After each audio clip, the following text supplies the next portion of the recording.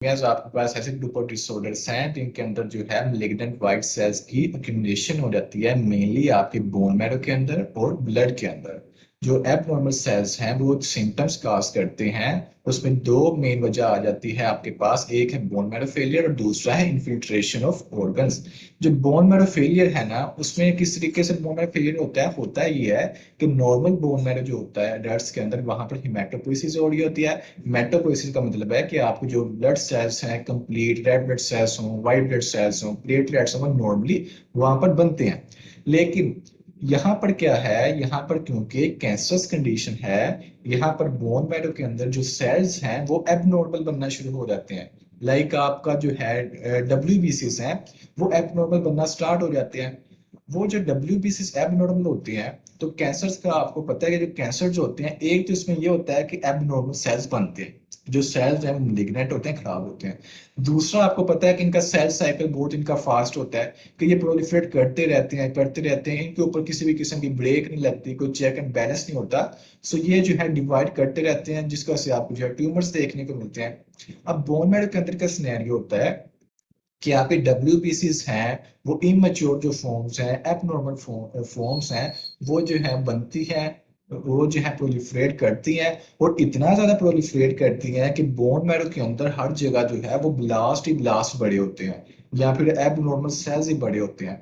अब उसका नतीजा क्या होता है कि जो बोन मैरो की स्पेस है वो सारी की सारी बढ़ जाती है एबनॉर्मल सेल्स से।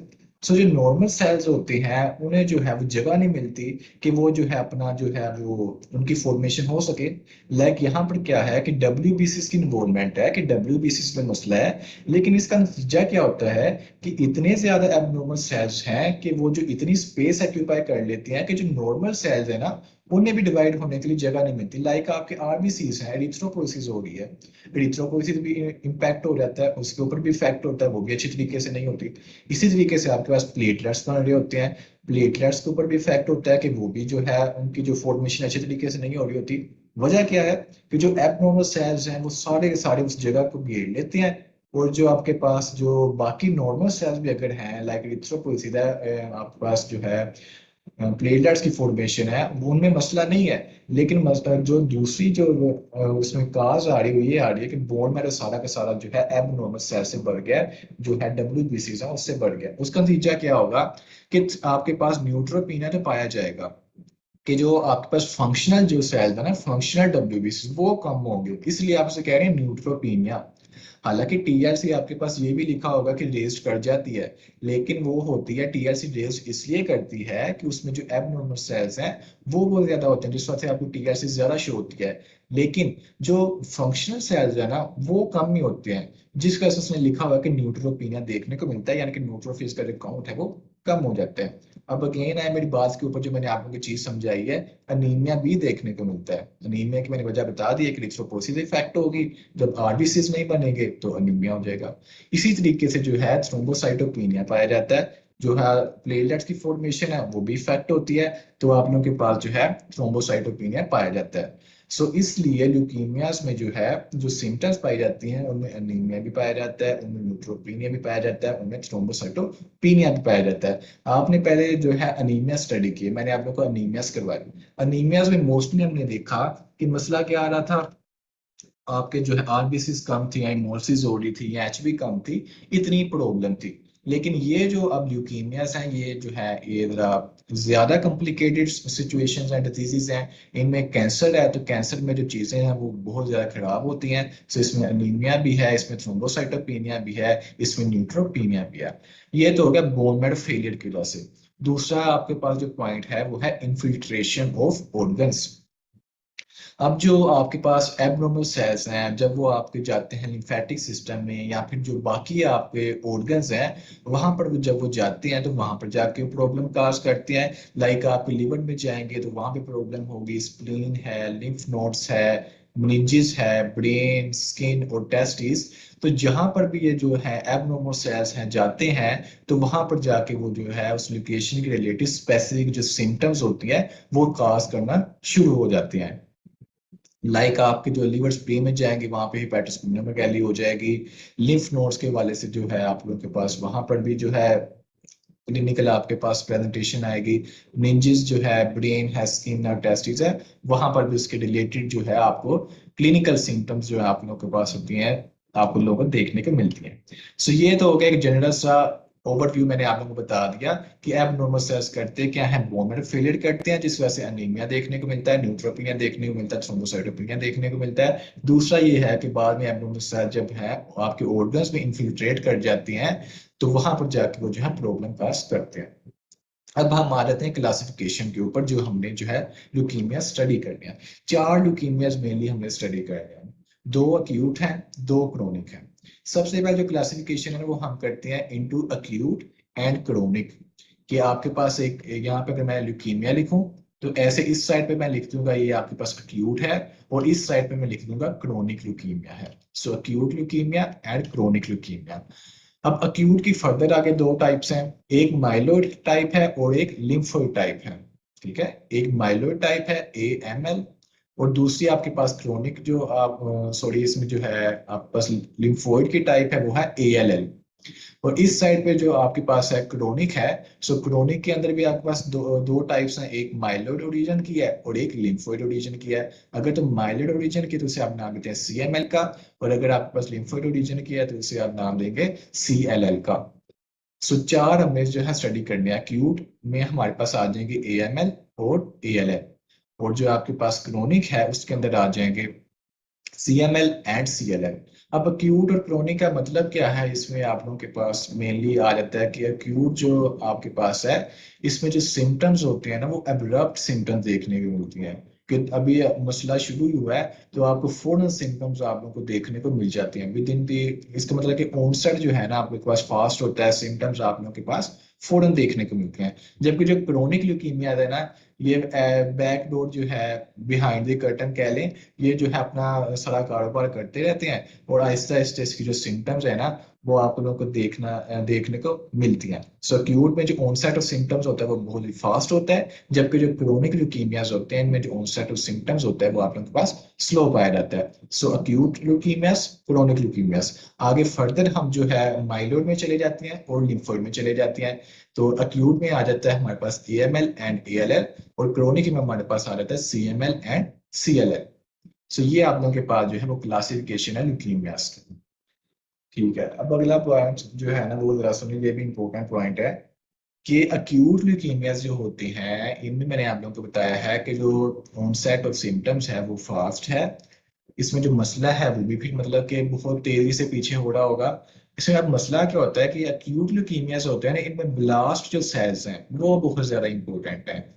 कि ब्लास्ट सेल्स को आप चेक करते हैं, आप ब्लास्ट सेल का नंबर देखते हैं, तो एक्यूट ल्यूकीमियास में जो होते हैं ना ब्लास्ट सेल्स, वो बहुत ज्यादा आप लोगों को देखने को मिलते हैं अगर आप उसे क्रोनिक ल्यूकीमिया से कंपेयर करें। आप लोगों के पास है ब्लास्ट है। अब जो ल्यूकीमिया के वजह से ब्लास्ट इंपॉर्टेंट है ना, वो आपके पास है 2 टाइप्स ऑफ ब्लास्ट। एक है आपके पास माइलोब्लास्ट, जो कि माइलोइड ल्यूकीमिया में इंपॉर्टेंट है, आपका AML है, आपका CML है। और जो आप लोगों के पास जो है दूसरा लिम्फोब्लास्ट है, वो आप लोगों के जो है क्रोनिक, आप लोगों के पास सॉरी जो लिम्फोब्लास्ट है आपके लिम्फोइड के जो है ना ल्यूकीमियास लाइक ALL है और CLL है, उसमें वो इंपॉर्टेंट है। मेनली जो ब्लास्ट है ना, जब ब्लास्ट की बात आएगी आपके पहला जो आप लोगों का जो है ना ख्याल जाना चाहिए अक्यूट ल्यूकीमियास की तरफ। क्योंकि एक्यूट ल्यूकीमिया मैंने बताया कि इनमें जो ऑनसेट सिम्टम्स है वो फास्ट है, तो इसमें मसला भी जो होता है वो जरा पूरा फास्ट एक मसला होता है। लेकिन ब्लास्ट सेल्स हैं वो बहुत ज्यादा इन नंबर हो जाते हैं। अगर मैं आप लोगों को स्पेसिफिक हूँ, तो स्पेसिफिक में आ जाता है कि आपके पास जो ब्लास्ट है ना एक्यूट ल्यूकीमियाज में, वो more than 20% blast bone marrow के अंदर पाए जाते हैं। नॉर्मली तो इतने ब्लास्ट नहीं होते बोन मैरो के अंदर, आपके पास मेच्योर फॉर्म्स ज्यादा होती हैं। लेकिन ये क्योंकि कैंसरस कंडीशन है, सो कैंसरस कंडीशन के अंदर क्या है, स्पेसिफिकली अक्यूट जो ल्यूकीमियास हैं आपके पास जो AML है और ALL है, उसमें क्या है कि ब्लास्ट जो होते हैं उनका नंबर हाई हो जाता है। और अगर आपको स्पेसिफिक बताऊं उसका आपने नंबर याद करना है, तो उसका नंबर है ओवर 20%। कि 20% जो है बोन मैरो के अंदर जो है ब्लास्ट जो है, मोर देन 20% जो ब्लास्ट है बोन मैरो के अंदर पाए जाते हैं, तो उसका जो डायग्नोसिस है वो कंफर्म हो जाता है। यानी कि इतनी ज्यादा इंपॉर्टेंस है इन ब्लास्ट सेल की, अगर वो मोर देन 20% है तो आपका जो डायग्नोसिस है वो कंफर्म है। अब इसमें क्या है कि अक्यूट ल्यूकीमिया दो तरह का है, एक है AML, दूसरा है आप लोगों के पास ALL। सो इसमें जो ब्लास्ट है आप लोगों के पास AML के अंदर जो है मोर देन 20% माइलोब्लास्ट पाए जाएंगे, और जो है ALL है उसके अंदर जो है मोर देन 20% लिम्फोब्लास्ट पाए जाएंगे।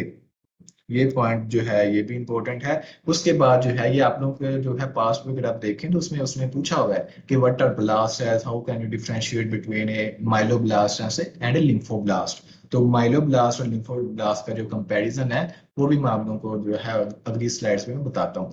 Acute leukemias is normally defined as the presence of over 20% of the blast cells in the bone marrow at clinical presentation. However, it can be diagnosed with less than 20% blast if the specific leukemia-associated cytogenetic or molecular genetic abnormalities are present. ये point वो कह रहा है कि अगर तो 20% से कम blast है, लेकिन उसमें जो है साइटोजेनेटिक से या फिर मोलिकुलर जेनेटिक जो आप लोगों ने टेस्ट परफॉर्म किया उसके अंदर जो ल्यूकीमिया के एसोसिएटेड जो प्रॉब्लम थी, जो साइटोजेनेटिक ट्रांसलोकेशन थी, लाइक 15-17 की एग्जांपल ले लें, कोई भी एग्जांपल ट्रांसलोकेशन की ले लें, तो वो अगर आप लोगों के पास पॉजिटिव आ रही है लेकिन जो है ब्लास्ट 20% से कम है, तब भी आप कहेंगे कि ये जो केस है ये पॉजिटिव है, इसे अक्यूट ल्यूकीमिया है। पहले मैंने बताया कि मोर देन 20% है, मोर देन 20% होगा तो आप लोगों के पास डायग्नोसिस जो है वो कंफर्म होगा। लेकिन एक सिचुएशन ये है कि 20% से जो ब्लास्ट है वो कम है, लेकिन उसमें जो साइटोजेनेटिक या मोलिकुलर एब्नॉर्मेलिटी है वो पॉजिटिव है। अगर तो उसमें जो है आप लोगों ने टेस्ट किया साइटोजेनेटिक का, तो उसमें जो ट्रांसलोकेशन है, लाइक ल्यूकीमिया है ना, leukaemias different kinds of leukaemias हैं और उनके अंदर different kinds of cytogenetic analysis हैं, फिनोटाइप्स हैं।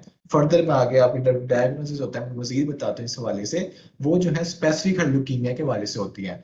जब आप टेस्टिंग करते हैं ना, इसका जो है पैटर्न टेस्टिंग का वो डिफर करता है अनीमिया की टेस्टिंग के साथ। कि अनीमिया में तो सिंपल सिंपल टेस्ट है आपके पास, लेकिन जब आपने कैंसर का जब आप लोगों को डायग्नोसिस बनाना है तो इसमें चीजें डिफरेंट हैं।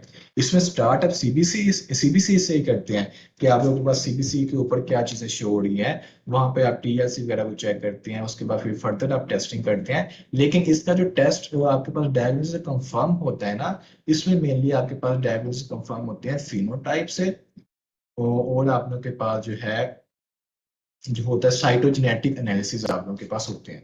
अब इनमें क्या चीजें आप देखते हैं वो मैं आपको फर्दर जो है नेक्स्ट जो डायग्नोसिस आता है तब मैं इस हवाले से आप लोगों को जो है बताता हूँ कि आपके पास जो है किस तरीके से साइटोजेनेटिक्स किसे कहते हैं, उसमें क्या चीजें आ जाती हैं, और आप लोगों के पास जो सीडी मार्कर्स हैं वो कौन से सीडी मार्कर्स आप लोगों को देखने को मिलते हैं। उससे पहले आप जरा ये देखें लिम्फोब्लास्ट को और माइलोब्लास्ट के दरमियान आप किस तरीके से जो है डिफ्रेंशिएट कर सकते हैं। माइलोब्लास्ट मेनली पहले हम देख लेते हैं माइलोब्लास्ट किस तरीके से होता है। माइलोब्लास्ट में जो लिखा उसने myeloid progenitor cell, less condensed nucleus, presence of granules. जो माइलोइड का प्रोजेनिटर सेल है या फिर माइलोब्लास्ट है उसमें जो न्यूक्लियस होता है वो लेस कंडेंस्ड होता है, और जो उसमें आपके पास जो साइटोप्लाज्म है उसके अंदर जो है ग्रेन्यूल्स पाए जाते हैं। जबकि आपके पास जो लिम्फोइड का लिम्फोब्लास्ट होता है उसके अंदर न्यूक्लियस होता है आपके पास कंडेंस्ड न्यूक्लियस पाया जाता है, और इसके अंदर जो ग्रेन्यूल्स हैं वो मौजूद नहीं होते। माइलोब्लास्ट के अंदर जो है ग्रेन्यूल्स पाए जाते हैं। इधर अगर आप साइटोप्लाज्म को देखते हैं तो आप लोग देखेंगे कि इसमें ग्रेन्यूल्स आप लोग को शो हो रही है। माइलोब्लास्ट में क्या है कि मोर देन 20% अगर जो है ब्लास्ट पाए जा रहे हैं, AML का डायग्नोसिस कंफर्म है। इसी तरीके से आप लोगों के पास जो लिम्फोब्लास्ट है उनका जब काउंट हाई हो जाता है तो तब आपके लोगों के पास ALL के जो है वो कंफर्म हो जाता है। उसके बाद जो है वो स्टेनिंग है आप लोगों के पास कि किस तरीके से आप डिफरेंट जो है स्टेन्स करते हैं, तो स्टेन से भी आप लोगों को चीजों का आइडिया हो जाता है कि कौन सा ब्लास्ट जो है वो कौन सा स्टेन पिकअप करता है। माइलोब्लास्ट जो है ना, वो माइलोब्लास्ट जो है वो माइलोइड पर ऑक्सीडेज, माइलो पर ऑक्सीडेज जो MPO स्टेन है वो पॉजिटिव होता है। यानी आप MPO जो है स्टेनिंग करते हैं माइलोब्लास्ट की, वो आप लोगों के पास जो स्टेनिंग है वो पॉजिटिव देता है। इसी तरीके से आप लोगों के पास जो दूसरा स्टेन है NSC, नॉन स्पेसिफिक स्ट्रेस, ये भी स्टेन होता है, ये भी आप लोगों के पास जो है ये माइलोब्लास्ट के अंदर जो है ये पॉजिटिव आता है। जबकि जो आपके पास लिम्फोब्लास्ट है उसके अंदर जो है स्टेनिंग आप लोगों के पास पॉजिटिव आती है, वो है टीडीटी।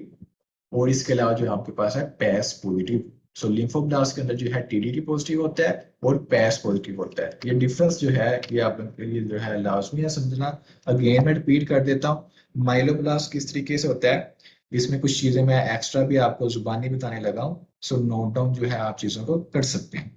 माइलोब्लास्ट में क्या है, इसमें जो न्यूक्लियोलाई है ना वो जो है प्रोमिनेंट होते हैं। माइलोब्लास्ट के अंदर न्यूक्लियोलाई जो होते हैं वो प्रोमिनेंट होते हैं। न्यूक्लियोलाई जो होते हैं आपको पता है न्यूक्लियस के अंदर मौजूद होते हैं, वो प्रोमिनेंट होते हैं। पहला डिफरेंस तो ये है कि माइलोब्लास्ट के अंदर प्रोमिनेंट न्यूक्लियोलाई, जबकि जो आप लोगों के पास लिम्फोब्लास्ट है उसके अंदर जो होता है कंडेंस्ड न्यूक्लियोलाई आप लोगों को देखने को मिलते हैं। उसके बाद जो है आप आ जाए दूसरी चीज पर कि आप लोगों के पास जो न्यूक्लियस है वो माइलोब्लास्ट के अंदर जो है लेस कंडेंस्ड है, इसके अंदर जो है आप लोगों के पास लिम्फोब्लास्ट के अंदर वो कंडेंस्ड न्यूक्लियस है। और स्टेनिंग पे हम बाद में आते हैं। इसके अलावा मजीद भी ग्रेन्यूल्स के हवाले से बात की थी मैंने कि माइलोब्लास्ट के अंदर जो है ग्रेन्यूल्स पाए जाते हैं। और जब यहाँ पे जो है ना माइलोब्लास्ट के अंदर एक्यूमुलेशन हो जाती है डिफरेंट टाइप्स ऑफ ग्रेन्यूल्स की, तब आपके पास जो है आवर डोट्स देखने को मिलती है। ये देखें, ये माइलोब्लास्ट है और इसके अंदर जो है ना इस तरीके से आपको शायद नजर चीज आ रही हो, एक लाइन सी बनी हुई है, एक रोड नुमा, उसे आप नाम देते हैं आवर रोड्स का। यहाँ पर भी और यहाँ पर मैं स्लाइड शेयर करूंगा आप लोगों के साथ, तो आप देख लीजिएगा कि आवर रोड्स किस तरीके से आप लोगों को माइलोब्लास्ट के अंदर देखने को मिलती है। तो ये बहुत ज्यादा एक डिस्टिंग्विशिंग फीचर है माइलोब्लास्ट के में और लिम्फोब्लास्ट में, कि अगर तो आप लोगों के पास आवर रोड्स देखने को मिल रही है तो इसका मतलब है वो माइलोब्लास्ट है। ये बहुत इंपॉर्टेंट पॉइंट है आवर रूट्स के वाले से, इसे भी जहन में रखिएगा। इसके अलावा जो है मैंने आपको स्टेन्स का बताया, तो माइलोब्लास्ट मेनली जो होती हैं, माइलोब्लास्ट से याद रख लें कि माइलोपेरोक्सीडेज पॉजिटिव, उसके अलावा जो है नॉन स्पेसिफिक ईस्ट्रेज पॉजिटिव, और थर्ड पे आप लोगों के पास होता है Sudan black positive, Sudan black B जिसे आप कहते हैं SBB, वो भी आप लोगों के पास ये जो है पॉजिटिव आता है। जबकि जो लिम्फोब्लास्ट है वो आप लोगों के पास पॉजिटिव होता है TDT पॉजिटिव एंड पैस पॉजिटिव। ये स्टेनिंग रिएक्शन भी आप लोगों के जो है ना स्टेन, ये भी इंपॉर्टेंट है, इनकी डिटेल हम जो है कुछ लेक्चर्स होंगे हमारे स्टेन्स के ऊपर भी, यहाँ सब SCQs आते होते हैं, तब जो है ऐसे डिटेल में देखेंगे। फिलहाल के लिए आप देखें कि ये स्टेन्स के नाम कौन से हैं और कौन सा ब्लास्ट जो है वो किस स्टेन के लिए जो है वो पॉजिटिव आ रहा है। सो ये एक बेसिक सा डिफरेंस है दोनों के दरमियान।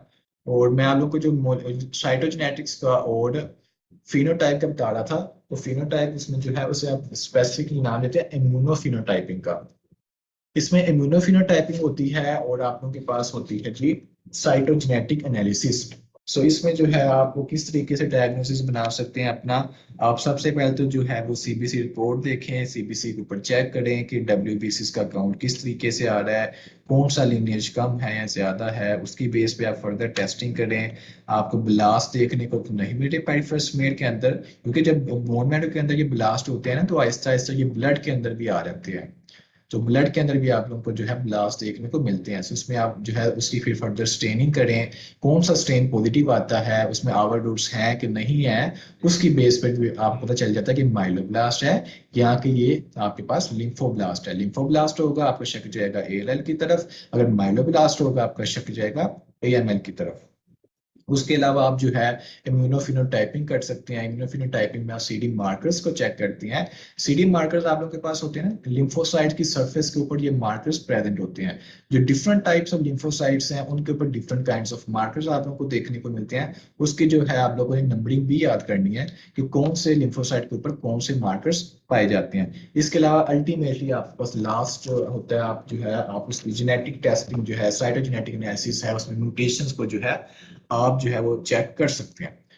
सो cytogenetic and molecular analysis is essential and is usually performed on the marrow cells, although blood may be used if the blood cell count is particularly high। तो ये मैंने आपको बता दिया। उसके बाद देखें कि आपके पास जो स्टेम सेल्स होते हैं ना वो CD34 पॉजिटिव होते हैं। ये तो जो है बात जहन नशीन कर लें कि जो स्टेम सेल्स हैं वो CD34 पॉजिटिव होते हैं।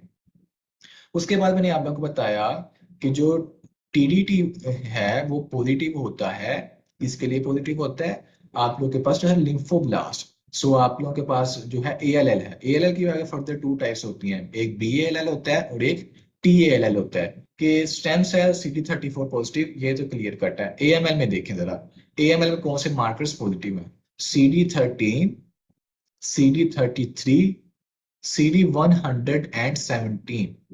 ये जो मार्कर्स है ना, एएमएल में जो है ये पॉजिटिव आते हैं। मार्कर्स आप किस तरीके से चेक करते हैं, वो इम्यूनोफिनोटाइपिंग का पूरा एक टेस्ट होता है, उससे आप जो है मार्कर्स टेस्ट कर सकते हैं कि कौन से मार्कर्स जो है पॉजिटिव है। एएलएल में आए तो एएलएल में आपको पता है लिम्फोब्लास्ट जो होते हैं आप लोगों के पास जो है वो दो तरह के होते हैं, एक बी होता है और एक टी होता है। बी में अगर आप देखते हैं, सो बी में आप लोगों के पास मेनली सीडी मार्कर्स आते हैं 10, 19 and 22। CD10, CD19 and CD22 BLL में। TLL में कौन से मार्कर्स पॉजिटिव होते हैं? CD2, CD3 and CD7। सो ये मार्कर्स हैं, ये तो अभी बिल्कुल एक बेसिक सा लिखा हुआ है। जब हम जो वन बाय वन ल्यूकीमियास को करेंगे ना, तो तब अगेन यहाँ पे मार्कर्स का हम डिस्कस करेंगे। लेकिन अभी याद कर लेंगे, तो जब नेक्स्ट टॉपिक हमारे आएंगे तब आप लोगों की चीजों को समझना आसान हो जाएगा। एएमएल में 13, 33, 117, बीएलएल में 10, 19, 22, टीएलएल में 2, 3, 7। ये जो मार्कर्स हैं ये पॉजिटिव होते हैं।